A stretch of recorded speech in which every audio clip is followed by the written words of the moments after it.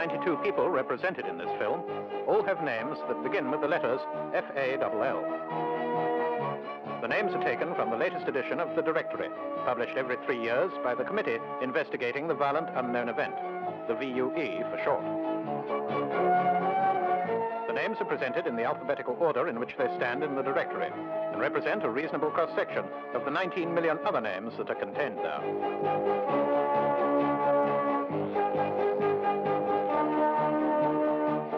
The Falls is presented in 92 different languages, of which this is the most recent English version.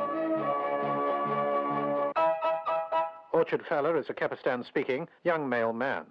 He suffers from perpetually aching teeth, gross anemia, and a marrow deficiency. For his age and his condition, he is heavy. There is no known photograph of him. Orchard lives outside Arklow, County Wicklow, and earns a living working in an ironmonger's that makes most of its profit selling chicken wire. It is not recorded what Orchard thinks of the violent unknown event, and he is very non-committal about any opinion concerning the responsibility of birds, though in an unguarded moment he has described his enemy as the fox. This might be no more enigmatic than a reference to his profession as a seller of chicken wire.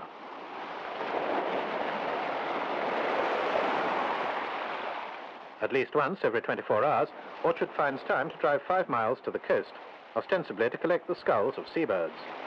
Indeed, he often returns with one hidden in the toe of one of a pair of perished waders that he keeps in the back of his car. The concealment is a precaution in case he is challenged. His finds are usually limited to the upper jaw of an oyster catcher, or perhaps the head of a herring gull, which has to be sliced from the rest of its tar-covered body with the penknife given to him by his employer last birdfall day. However, Orchard, more often than not, spends his time at the beach, day or night, standing staring at the sea with both hands clamped tightly to his lower jaw in the unlikely hope of squeezing away the toothache. In such a position, he stares fixedly to the southeast. If he had turned his gaze 45 degrees and stared out due east, he might have faced the horizon that hid the Flynn Peninsula of North Wales, which is what he wanted to stare at. As it was, he misplaced his time, his energy, and his anxiety by staring at the horizon that hid the coast of Pembrokeshire, which was much too far to the south. Constance Ortwist-Fallabur is a Sakameo-speaking middle-aged female woman, and she would be the first to admit that her interest in flight has been a long one. Since the violent unknown event, Constance has gradually developed an earthbound shape due to an engrossed coccyx. She has continually harbored doubts about the responsibility of birds, and having an exaggerated respect for gravity, now shuns flight for herself. Constance has 2 houses side by side on the coast at Southwold, Suffolk in England. The one on the left was rented by her husband, the aviation historian Milorda Fallabur. It occasionally served as a holiday home for air orphans. The house on the right was reserved for Constance's own use and was crammed tightly with a large collection of furniture thrown out from airport lounges around the world. This house was called Leny, after the initials of Nathan Isolde de Montier, who threw himself from the Eiffel Tower in 1870.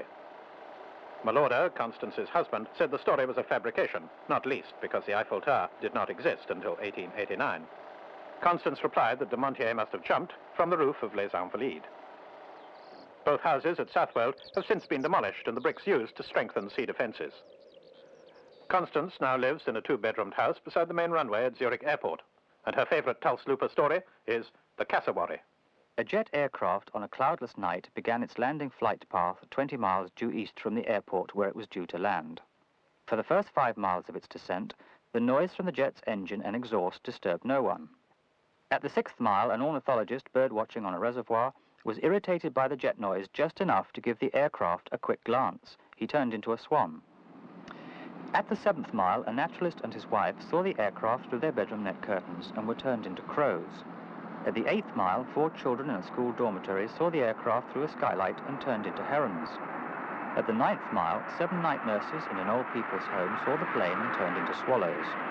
At the 10th mile, 21 members of 8 families saw the plane and turned into gulls.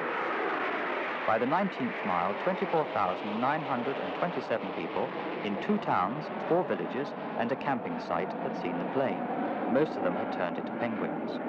When the plane exploded on the airstrip, a cassowary with a purple beak stepped from the wreckage and checked himself into the VIP.